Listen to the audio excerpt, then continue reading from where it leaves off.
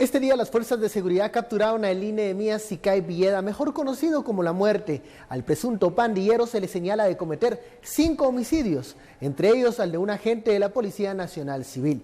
Ese es el tema de la noche. Participe con el hashtag #SFCaeLaMuerte. Además, en nuestro segundo tema de la noche, sigue la polémica por la información del golpe de Estado revelado por el presidente Jimmy Morales. Pero antes, vamos a la nota de la captura del presunto pandillero.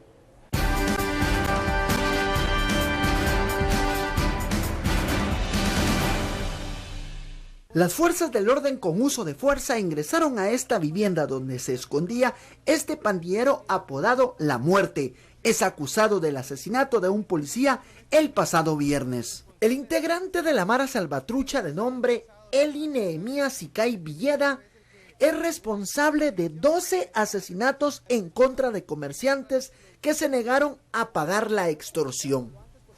Al responsable de haber asesinado al Policía Nacional Civil el día sábado en la entrada a La Betania. Este individuo es el que, según la investigación que se ha realizado, el responsable de haber disparado en contra de la gente que falleció a consecuencia de 2 heridas producidas por proyectil de arma de fuego. Durante el operativo, este hombre escapó por las cuadras y avenidas de la colonia La Ruedita en la zona 3. Durante su fuga disparó en contra de los agentes uniformados. Él tenía 2 custodios al momento que se iba a realizar la captura y dispararon en contra de agentes de la Policía Nacional Civil. Es ahí donde se da la persecución y este individuo se interna en esta residencia que no es de su propiedad. Los vecinos del sector afirmaron que a diario este pandillero comete hechos violentos en contra de toda aquella persona que se niega a pagar la extorsión. La policía también indicó que el pandillero durante su escape se escondió abajo de una cama y al momento que la policía ingresó con sus armas de fuego, el marero suplicó llorando a la policía que no lo capturaran. En las afueras, la madre del delincuente lloró para que no capturaran a su hijo. LG OLED TV, colores perfectos, imagen perfecta, presentó. Bienvenidos a Sin Filtro, noche de lunes, comenzamos la semana. Este operativo en horas de la mañana de la Policía Nacional Civil en contra de un presunto pandillero apodado La Muerte. Este pandillero pues no solo atacó a un agente de la policía el pasado viernes, sino que lleva en su registro por lo menos 5 homicidios, así informaron las autoridades. De eso hablaremos esta noche. Como segundo tema también vamos a hablar de las consecuencias, repercusiones que han tenido las declaraciones del presidente Jimmy Morales respecto al golpe. Ahora los funcionarios desmienten o se distancian de esas declaraciones. Todos esos sus comentarios los recibiremos con la etiqueta SFCaeLaMuerte. Damos la bienvenida a los analistas, Daniel Girin y Estaro Zapeta. Muy buenas noches. Buenas noches. Comenzamos la semana. El fin de semana fue muy turbulento, muchas noticias, entre esas la del viernes en la noche, de este ataque que logró repeler la PNC. Sin embargo, falleció un agente de seguridad, otro se encuentra también en pronóstico reservado en un centro de salud.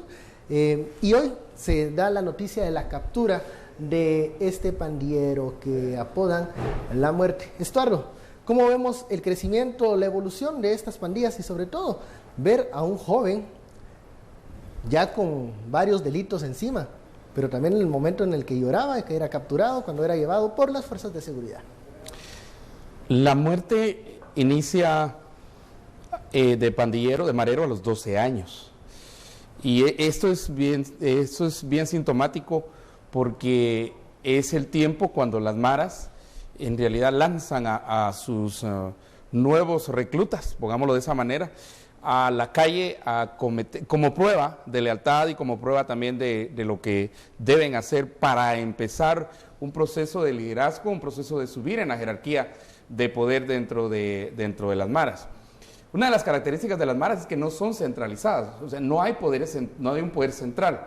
Entonces puede ver uno que lo que surgen son clicas. Lo que hay son clicas que surgen y tienen una alianza hacia las más poderosas, ¿verdad?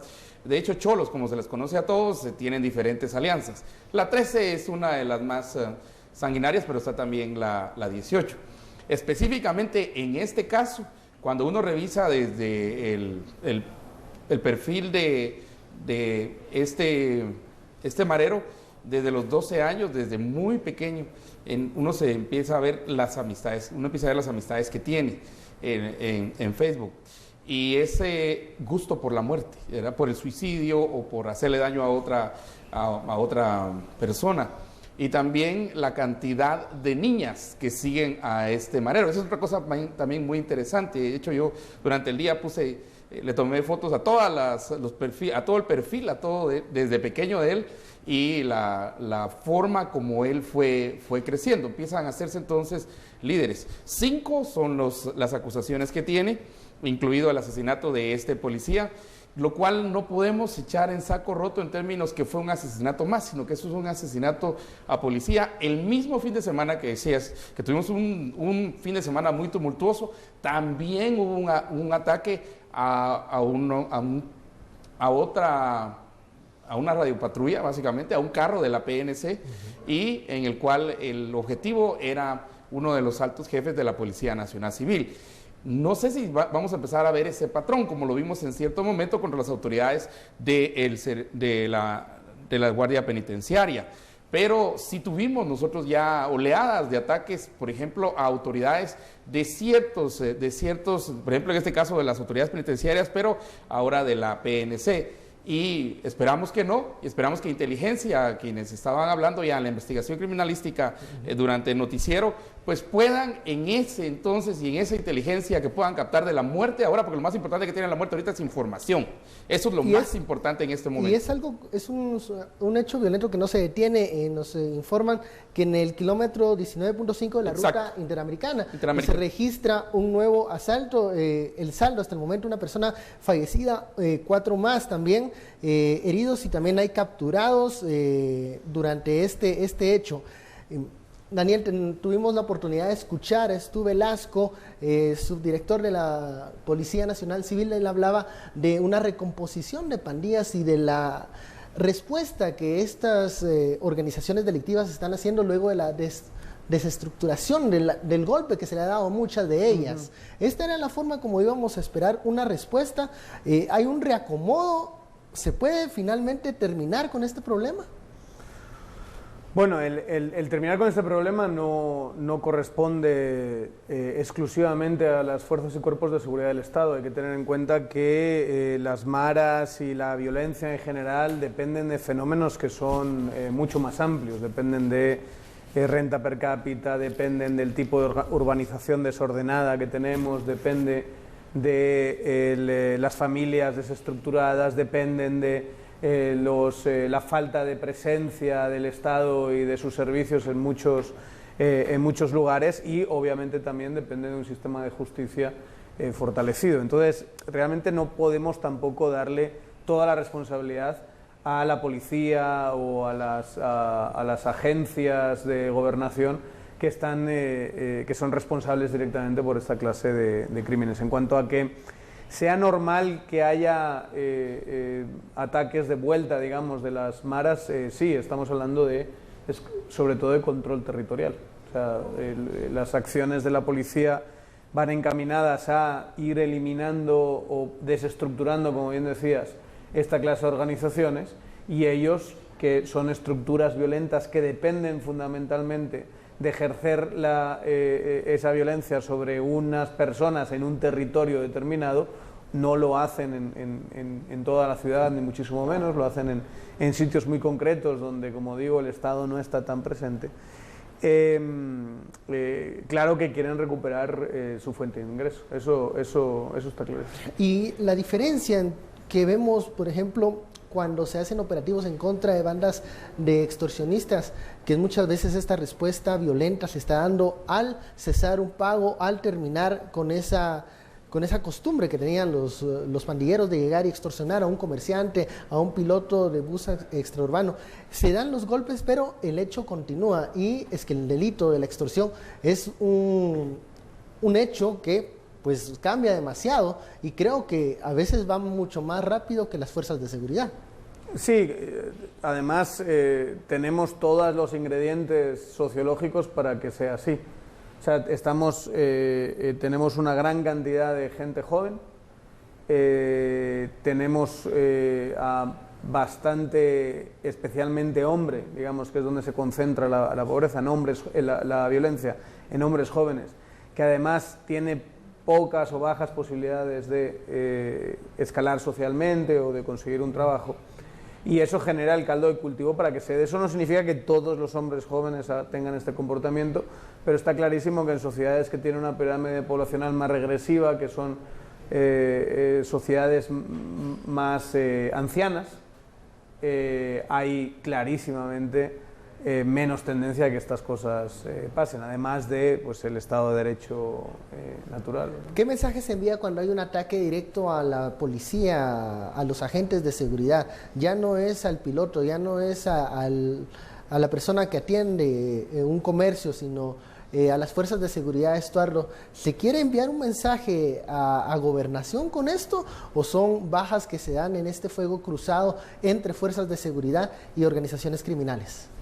Si seguimos la hipótesis del jefe de la investigación criminal de la policía y hay una reconfiguración de las maras, es lógico que el primer ataque sea a la autoridad por una razón sencilla. El primer posicionamiento que tiene una pandilla o una mara es frente, obviamente, a quien los va a perseguir, frente a quien los va a estar hostigando, frente a quien los va a estar investigando. Esa sería la lógica de atacar entonces a policías. Y yo creo que no es primera vez que vemos ataques a policías, menos la primera vez que vemos ataques coordinados a policías.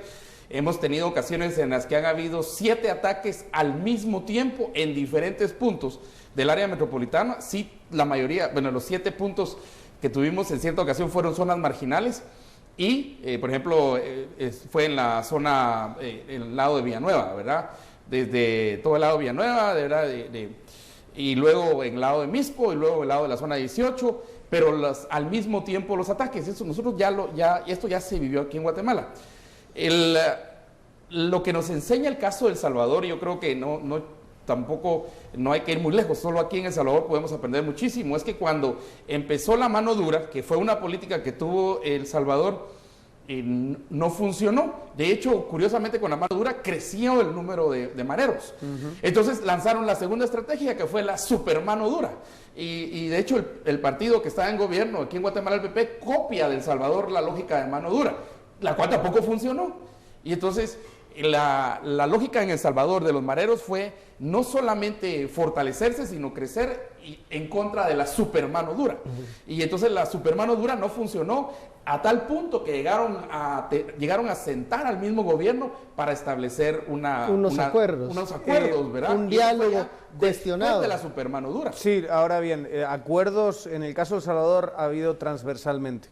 O sea, sí, al mismo tiempo que en muchos casos se estaba ejecutando la política de mano dura y supermano dura, había al mismo tiempo paralelas negociaciones. Y eso también mató en gran medida esa política, que por otra parte no tiende a ser muy eficiente, hay que decirlo. O sea, ir presionando con toda la fuerza de la ley sin atender a los otros problemas estructurales de los que estábamos hablando, el problema de la urbanización desordenada, el problema de la renta per cápita, el problema del trabajo juvenil, el problema de las familias desestructuradas y todo ese tipo de fenómenos, es un fracaso garantizado. Pero también en el caso de El Salvador fue una irresponsabilidad de primer orden de las élites de ese país, que acabaron negociando movilización de voto clientelar, acabaron negociando unas condiciones tremendas dentro de las cárceles y ese tipo de cosas. ¿Qué se le responde a muchos seguidores en redes sociales? Gracias por sus comentarios con la etiqueta SFK de la muerte, que nos dicen, ok, hay soluciones a mediano y largo plazo para terminar con las causas que hacen que muchos jóvenes se unan a las pandillas, pero la población quiere medidas a cortísimo plazo para detener, digamos, este clima de violencia. ¿Cuáles serían esas medidas a corto plazo que se deben de aplicar? Y otro debate que también existe en las redes sociales en este momento es, ¿debe o no, con este clima de violencia, permanecer el ejército en las calles? Cuando se habló en un momento, se anunció la retirada de los patrullajes combinados del tema de seguridad ciudadana. Con esas preguntas regresamos, vamos a la primera pausa de la noche. SF cae la muerte, volvemos luego del corte.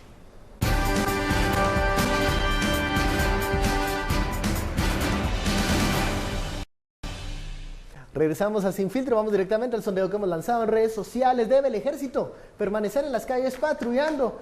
El 83% dice sí, mejor armados. El 17%, muy por debajo, dice no, esa es tarea de la Policía Nacional Civil. Ese es el sondeo, datos preliminares de esta cuestión que estamos preguntándole a los seguidores de redes sociales. Nos quedamos con dos preguntas antes del corte comercial. Primero, ¿qué medidas a corto plazo para detener la ola de violencia? Si bien se sabe, a largo plazo debe pensarse en medidas que terminen con las causas de la violencia, pero ¿qué se puede hacer a corto plazo? Y segundo, ¿qué hacer con la idea de dejar al ejército en las calles o sacarlo de esas actividades para que regresen a los cuarteles y que sea la Policía Nacional Civil la que se especialice en la seguridad ciudadana? Esas son las preguntas antes de la pausa, pero vamos con esos momentos que se vivieron durante la captura de este pandillero apodado La Muerte. Así fue como actuó la Policía Nacional Civil. Veamos. Al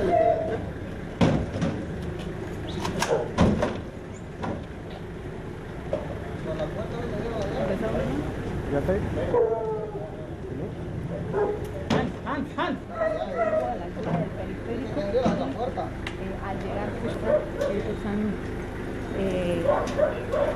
están utilizando las llaves para ingresar. Mírala, la puerta, cógela.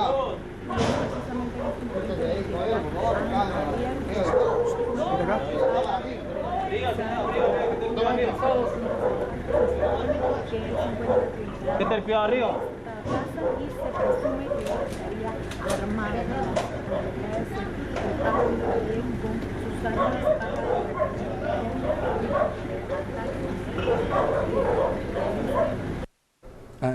Bueno, esos eran los momentos que se vivieron durante la mañana en el operativo, en el allanamiento en contra de la residencia en donde se encontraba este pandillero apodado La Muerte. Bueno, regresamos a las dos preguntas que lanzamos antes del corte.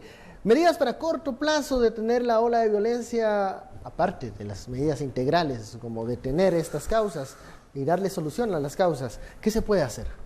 Eso es una respuesta muy difícil y vamos a seguir teniendo este problema mientras no atendamos a una política mucho más integral y que apueste también por la prevención, y esto es muy importante.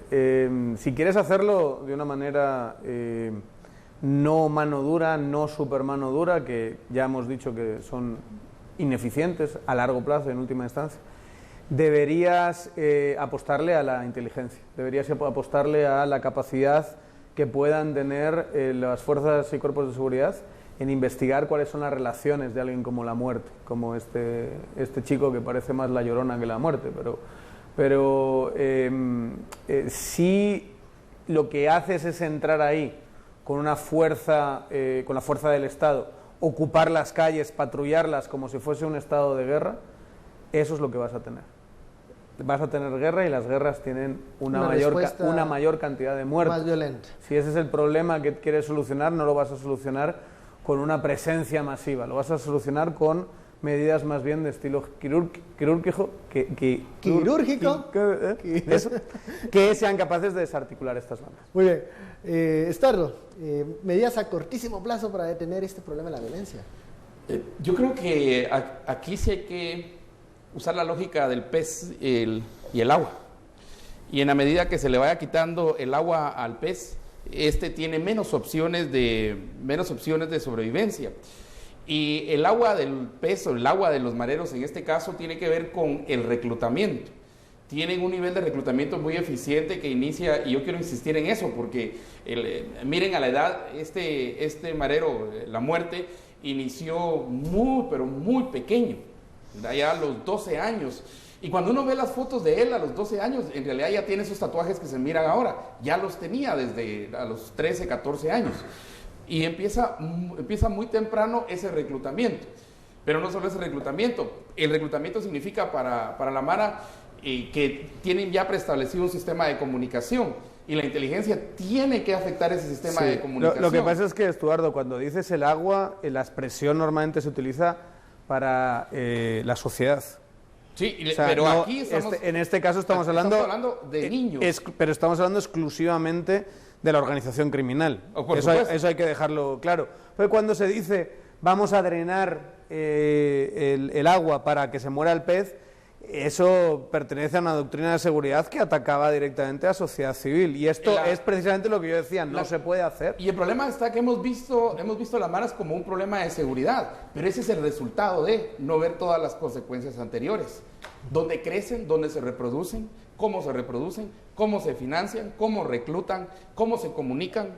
O sea, todas esas preguntas. ¿Quién envía las órdenes? Yo sé que todos queremos soluciones en este momento, pero en este momento la solución más rápida será el uso de la inteligencia que ya tiene la policía, pero para atacar a aquellos que ya están, digamos, ya están delinquiendo.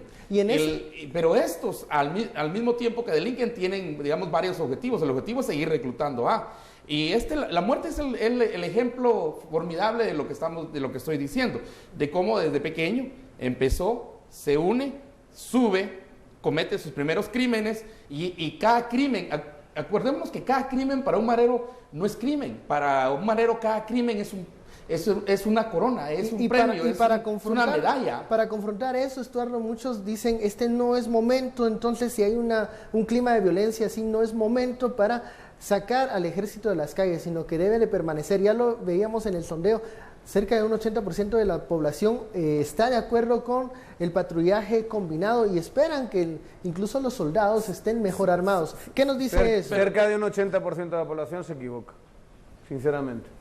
¿Por qué, el ejército no está entrenado para atacar un problema como este, que es un problema típico de seguridad ciudadana.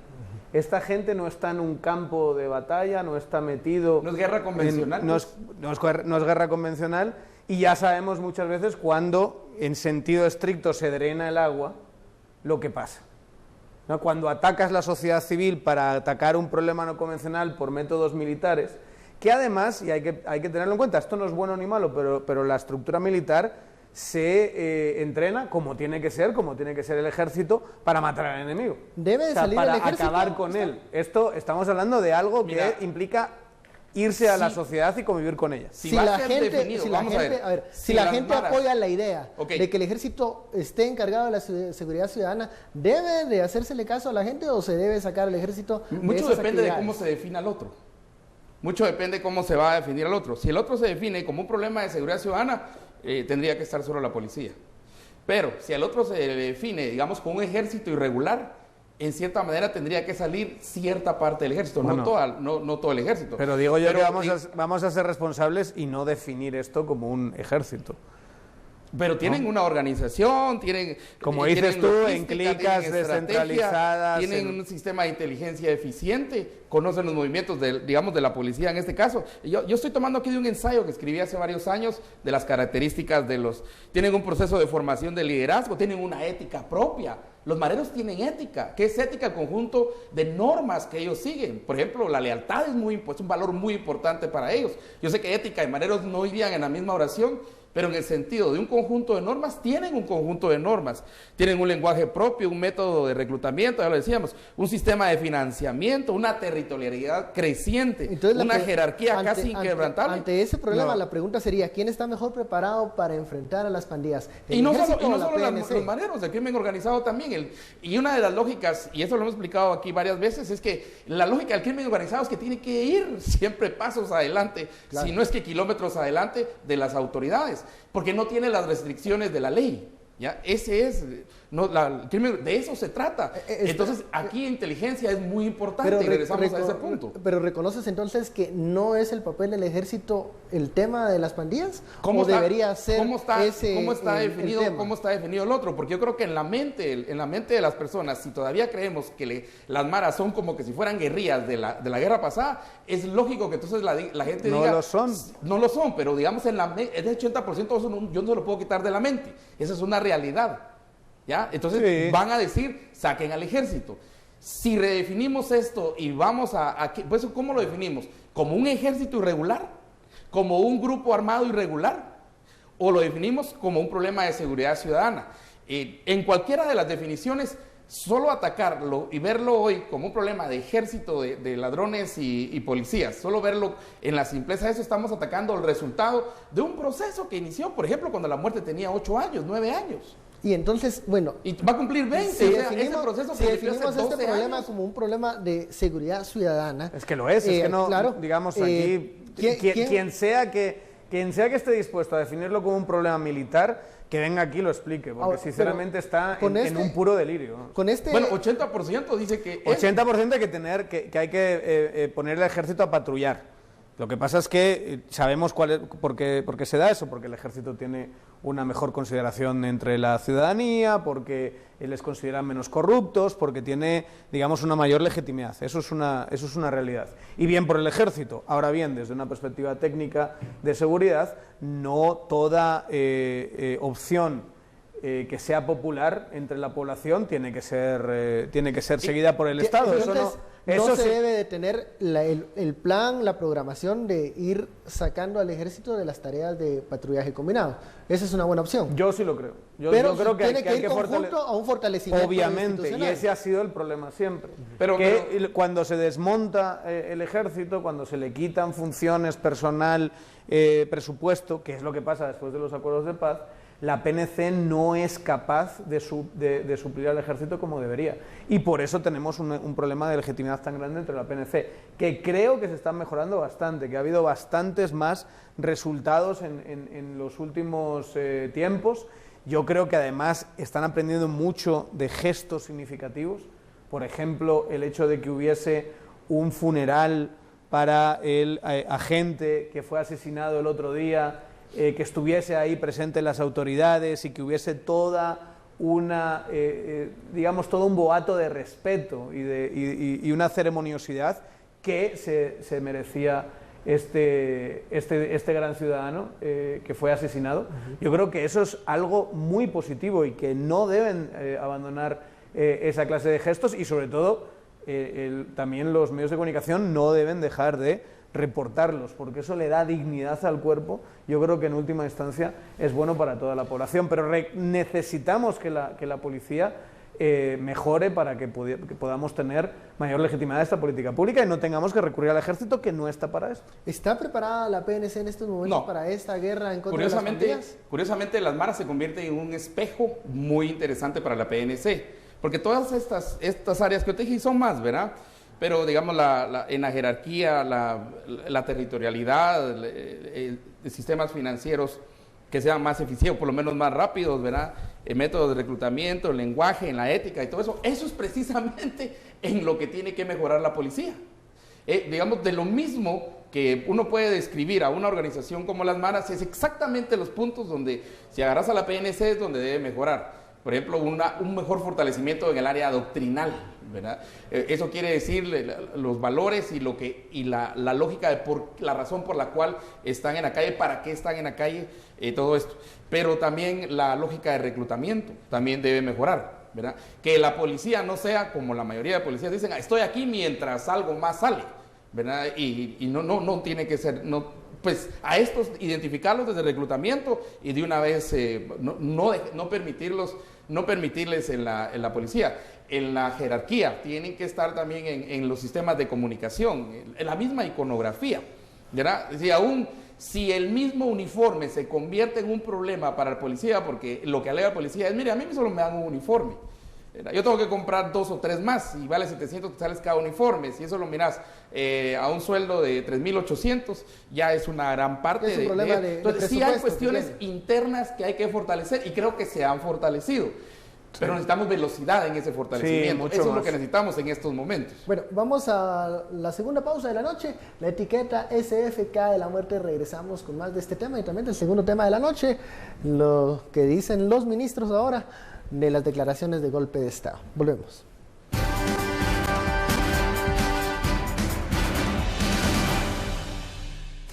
Regresamos a Sin Filtro, gracias por su sintonía y llegamos a la media hora, el segundo tema de la noche.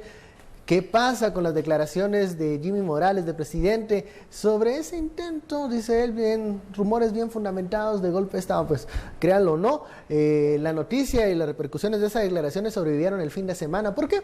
Porque en el Congreso llegaron los ministros encargados del tema de seguridad e inteligencia para hablar con la bancada de la UNES sobre estas declaraciones. Esto fue lo que dijeron los funcionarios en la citación con los diputados. Como coordinador del Sistema Nacional de Inteligencia, nosotros no teníamos información previa acerca de la temática tocada por el presidente. Tampoco se han obtenido indicios o medios de investigación que puedan documentar o sustentar una acción relacionada con un golpe de Estado en nuestro país. Como representante de la institución y responsable de las políticas, digo que eso no es posible, visto desde la perspectiva de un golpe militar. Gracias. ¿Cree que el presidente tenía algún asunto personal y eso le inquietó y lo llevó a que dijera eso? Pues mire, como ser humano, yo así lo veo, ¿verdad? Yo aparte de verlo a él como presidente, creo que lo debemos de ver como un ser humano, ¿verdad? Que tiene emociones, que siente. Las declaraciones de los encargados de seguridad sobre las declaraciones del presidente Morales pareciera que no ayudan cuando algunos dicen no tenemos información de nada, otro trata de achacar las declaraciones al estado emocional, dice, del presidente Morales. ¿Cómo reaccionan ustedes ante esta? No sé si fue defensa de los funcionarios sobre las declaraciones del presidente y cómo esto sigue en el ámbito público y continúa las repercusiones sobre esas declaraciones. Daniel. Pues si esto es una cortina de humo, es la peor cortina de humo de la historia. Con sinceridad, no tiene ningún sentido el lío en el que se ha metido solito el presidente y cómo, además de haber metido la pata el jueves, es incapaz después de rectificar y de controlar daños con una buena estrategia de comunicación. Se está llevando entre los pies a los ministros, pues, que no pueden decir que mintió el presidente. Claro, y han intentado no decirlo, pero al mismo tiempo eso es muy contradictorio con la otra parte de su declaración. Es muy contradictorio. Entonces, ahora después de la declaración oficial de básicamente todos los responsables de seguridad del Estado de Guatemala, veíamos ahí al secretario de Inteligencia Estratégica, al ministro de Gobernación, al ministro de Defensa, que han dicho no tenemos ni un solo elemento que nos diga esto. El presidente Jimmy Morales tiene que salir a decir de dónde le han venido los rumores bien fundamentados.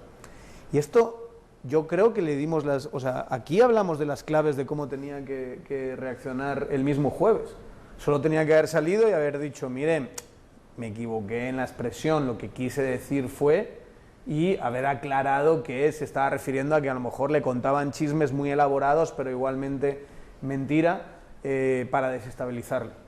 ¿No? Vienen todo el mundo contando chismes. Y yo creo que si hubiese quedado ahí la declaración, pero como al día siguiente se queda callado. Lo guardan como secreto. Como si fuese secreto.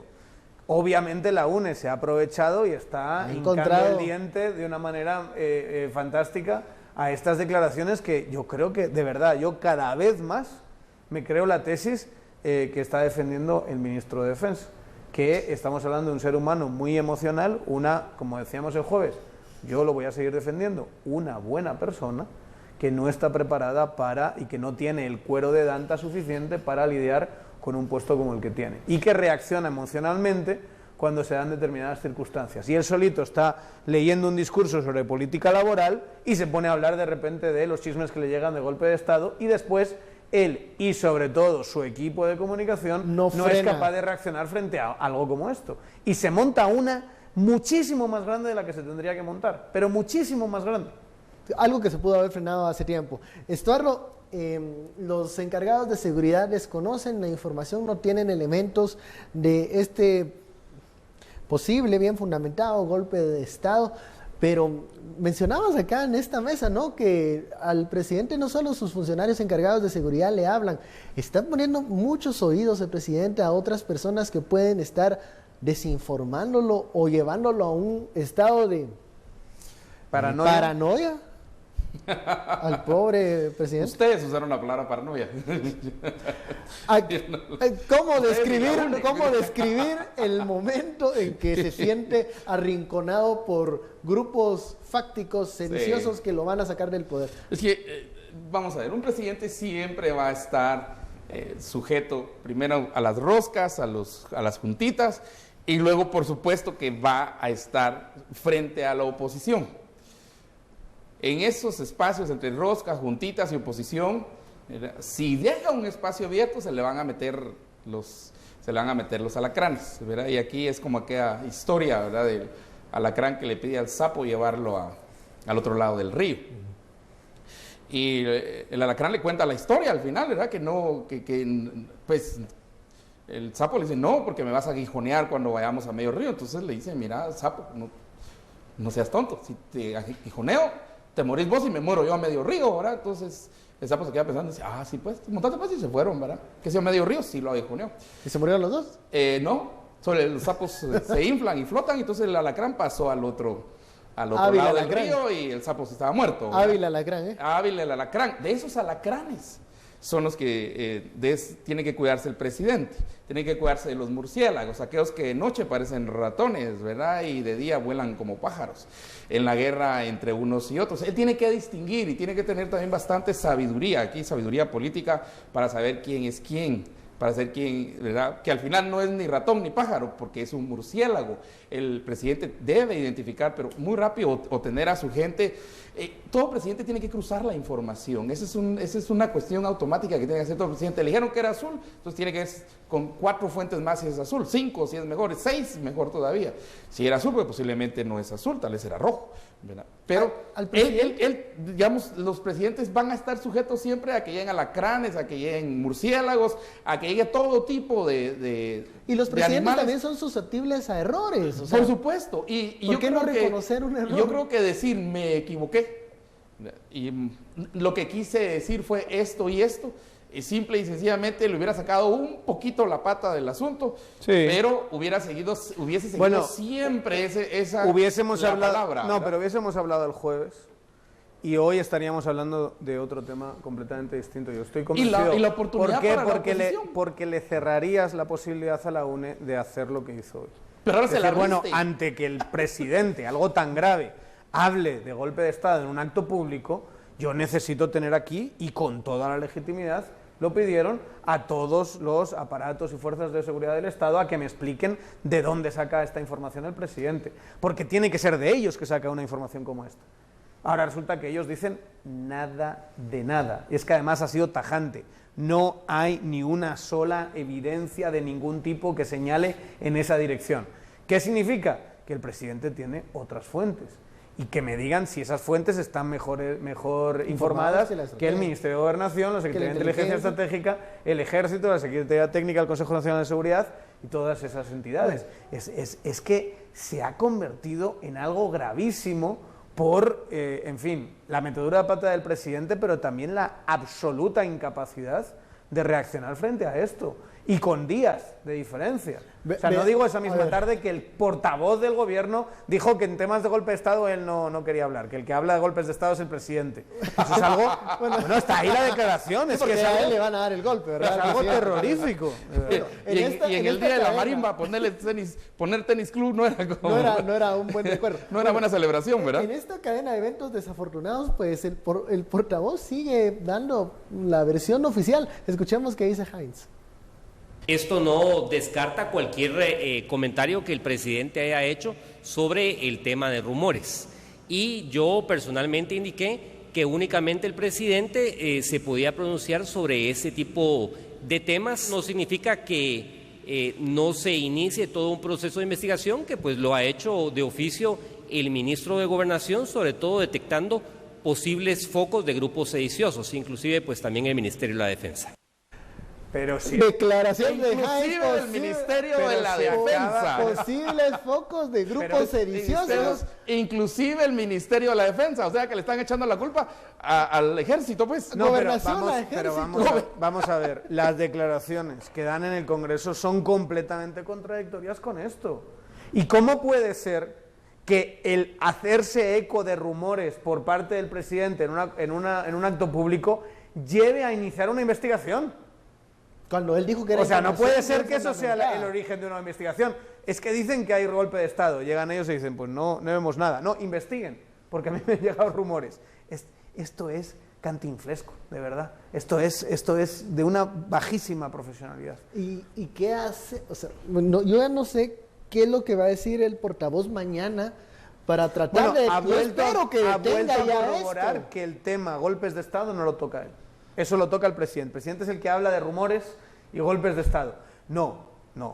Como portavoz del presidente y como uno de los principales asesores de seguridad, señor Heyman, lo que le tiene que decir es: usted no habla de rumores. Es lo último que tiene que hacer un presidente, hablar de rumores. Porque cuando alguien, no sé, en una columna en la página 15 de un periódico habla de rumores, el sistema político no se tambalea. Pero cuando un presidente en un sistema presidencialista se deja llevar por rumores, y empieza a hablar de rumores que encima nadie rumores es capaz de corroborar en los fuerzas y cuerpos de seguridad del Estado, creo que eso es muchísimo más grave.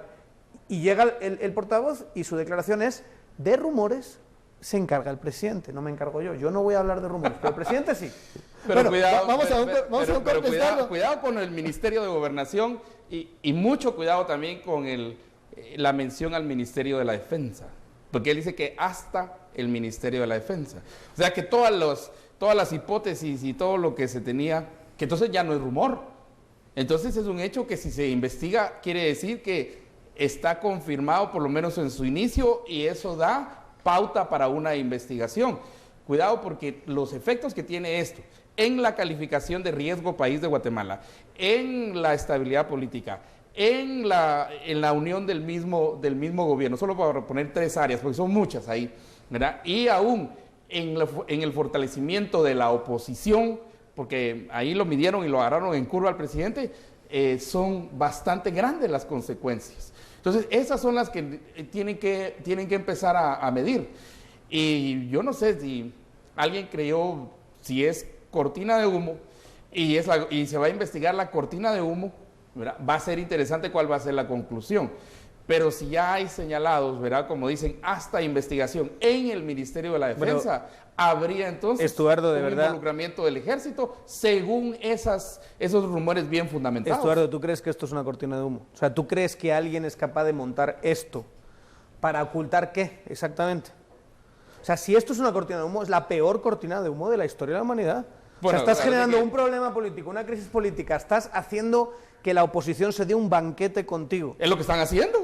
Bueno, pero ¿para ocultar qué? Muy grave. Me refiero que la oposición es lo que está haciendo. No, por eso, pero todo esto lo hago hizo quedar hoy a todo lo que convocó. Todo esto lo hago para ocultar exactamente qué. ¿Qué es lo que quería ocultar con esto?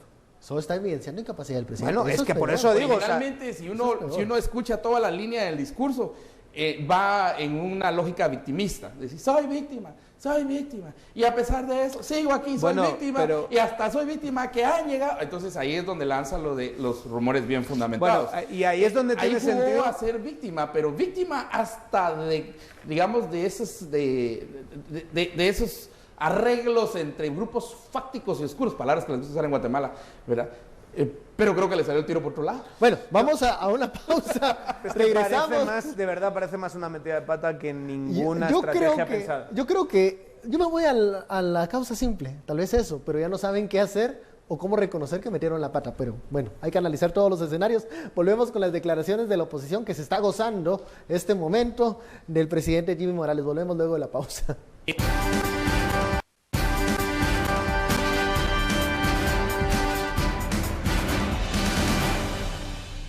Esto no descarta cualquier comentario que el presidente haya hecho sobre el tema de rumores. Y yo personalmente indiqué que únicamente el presidente se podía pronunciar sobre ese tipo de temas. No significa que no se inicie todo un proceso de investigación, que pues lo ha hecho de oficio el ministro de Gobernación, sobre todo detectando posibles focos de grupos sediciosos, inclusive pues también el Ministerio de la Defensa.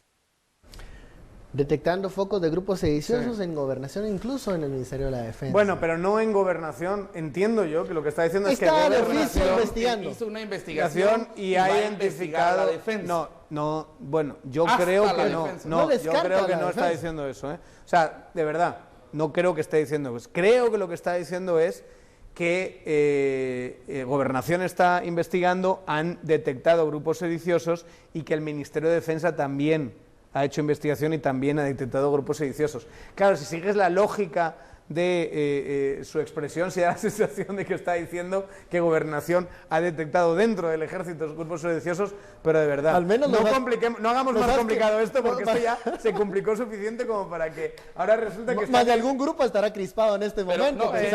Yo creo que es por mala expresión del portavoz. Pero sí te voy a decir que vamos a hacer golpe de Estado. Mira, no solamente tiene efectos y la oposición y todo eso, pero un presidente habla de golpe de Estado, y vuelvo a insistir, el viernes lo dije y lo vuelvo a insistir, tiene efectos sobre el riesgo país, la calificación de riesgo país para Guatemala. Eso nos hace que el presidente lo diga, porque arriba el presidente no puede hablar nadie más, pues. Abajo todos, pero arriba no. Si lo hubiese dicho desde un director o viceministro, pues vas en el siguiente lo desmiente y el siguiente, y vas a un nivel hasta que se llega al presidente. El presidente tendría que ser el último a hablar, no el primero. Cuando es el primero ya no hay nadie más quien hable. Entonces, aquí, pero esto nos pone en una situación complicada de riesgo país.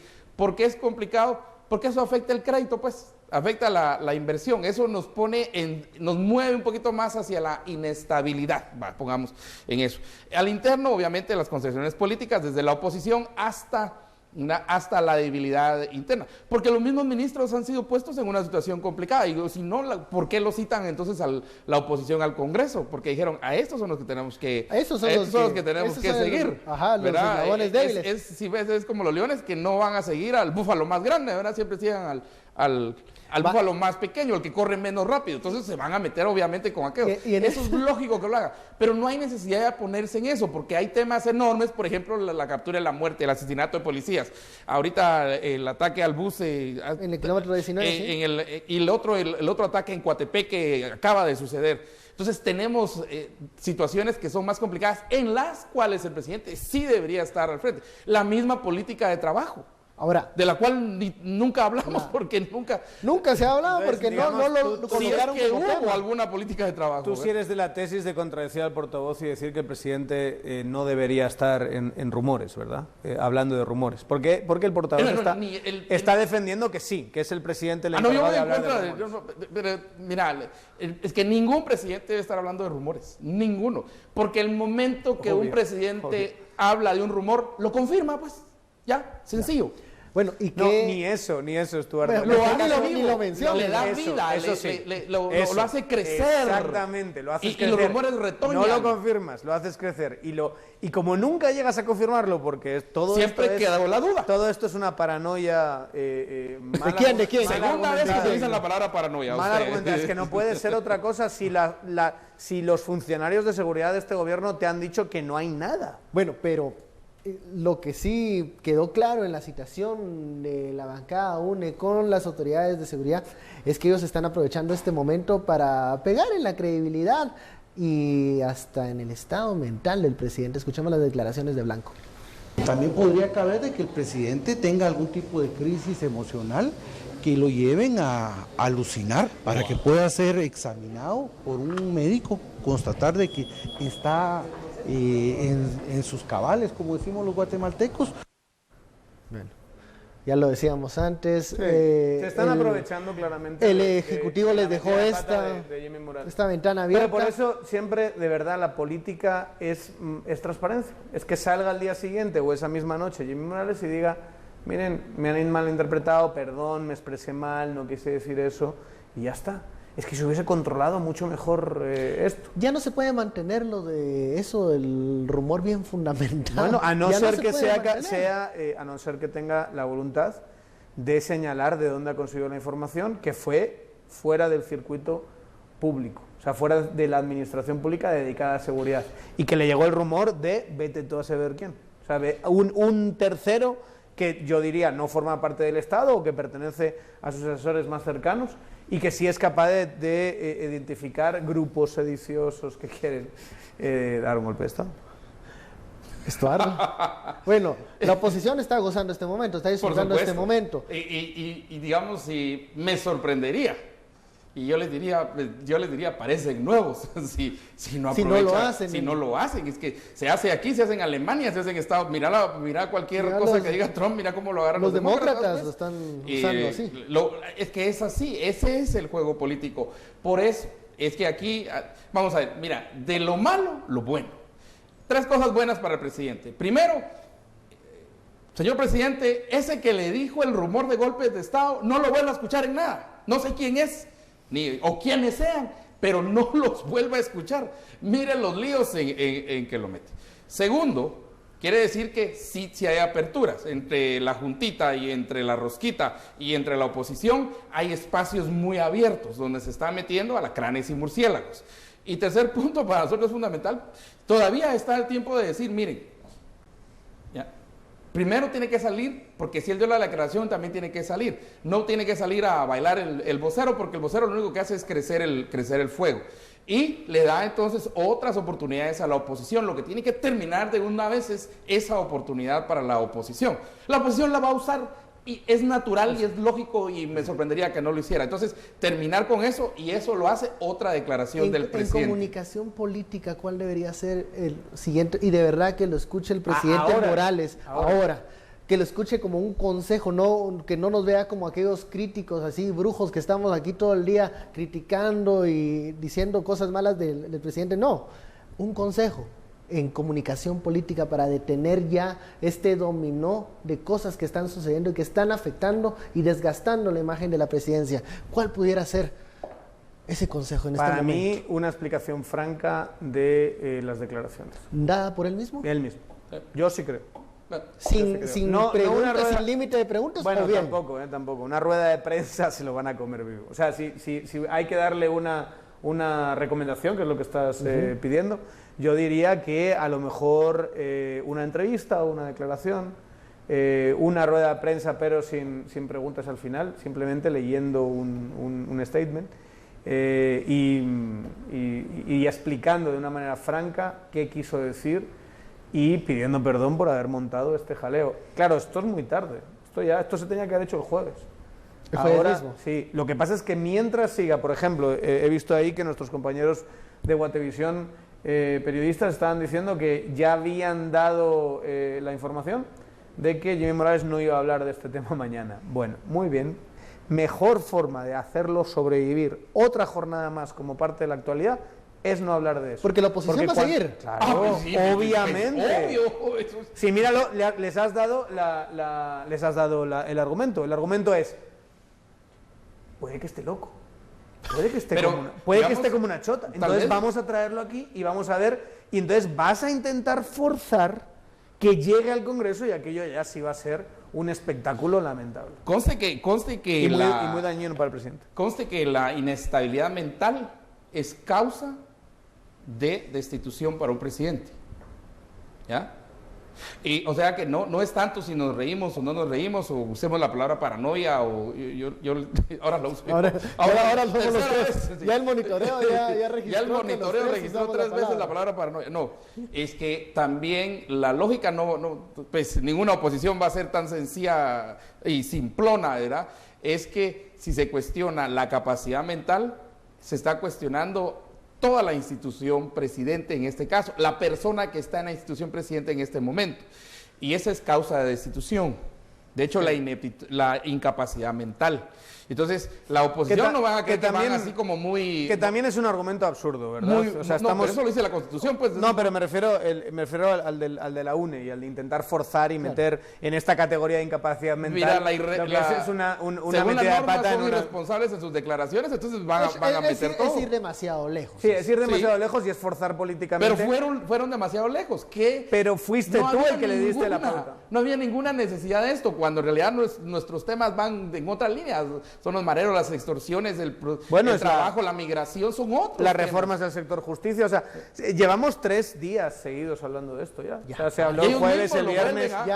Si sigue así, Heinz, pare esto. Pare esto, por favor, porque no queremos volver a hablar de esto. Pare de sufrir. Mañana otra vez, venga el tema que estuvo, que el Congreso dijo, el otro callado, más inestabilidad, más risas, más tomarlo a más la memes. Es impresionante cómo hacer para... Si están ocultando algo, lo que están ocultando debe ser algo inmenso. Para quererlo tapar con para querer taparlo con esto. Bueno, hemos llegado al final de esta hora, estos dos temas de la noche. Y bueno, TCQ hay que ponerle mucha atención, hay otros temas. Y todo lo que encontraron en TCQ. Yo creo que por eso queremos hablar y enfocarnos también de esos temas, también de la política de empleo. Así que si el señor presidente quiere venir a aclararnos el punto del golpe y también a promover su política de empleo, pues está cordialmente invitado a esta mesa roja de Sin Filtro. Bueno, muchísimas gracias, Daniel Estuarro, por esta hora de análisis. A usted también muchísimas gracias por su preferencia. Esto fue Sin Filtro. No se vaya, viene la recomendación del clima con Marisol Padilla. Feliz noche.